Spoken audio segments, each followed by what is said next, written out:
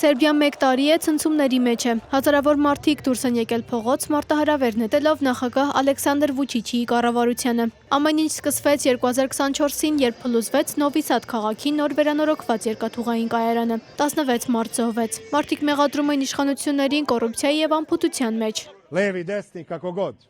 Nema dve Srbije. Ոմանք ասում են, որ կան երկու Սերբիաներ, նրանք եւ մենք, շրջափակողներ եւ հակաշրջափակողներ, ծախեր եւ աչեր։ Երկու Սերբիա գոյություն չունի, Սերբիան մեկն է, անբաժանելի, եւ շրջափակողները մեր եղբայրներն ու քույրերն են։ Մենք պետք է պատասխանատու լինենք նաեւ նրանց համար։ Ընդդիմությունը կառավարությանը մեղադրում է մարդու իրավունքների ոտնահարման, անկախ լրատվամիջոցների վրա ճնշում գործադրելու եւ ցուցարարների դեմ անհամաչափ ուժ կիրառելու մեջ։ Վերջին բողոքի ցույցերի առանցքային դեմքերից է Դիանա Հրկան, Նովի Սադի ողբերգության զոհերից մեկի մայրը, որը հացադուլ է սկսել պահանջելով պատասխանատվություն եւ ձերբակալված ցուցարարների ազատ արձակում։ Ona je bruka za srpsku policiju. Սա խայտառակություն է սերբական ոստիկանության համար։ Անել այն, ինչ նրանք արեցին այդքան շատ ոստիկանների ներկայությամբ։ Ուստի թող ինչ-որ մեկն ինձ ասի, որ դա կազմակերպված չէր, ինչ էլ որ պատահի, այս մարդկանց հետ մեղավորը լինելու է Սերբիայի Հանրապետության ոստիկանությունը։ Ի պատասխան աճող ճնշումների եղել են մի քանի բարձրաստիճան պաշտոնյաների հրաժարականներ, սակայն ցուցարարները պահանջում են ավելի էական փոփոխություններ։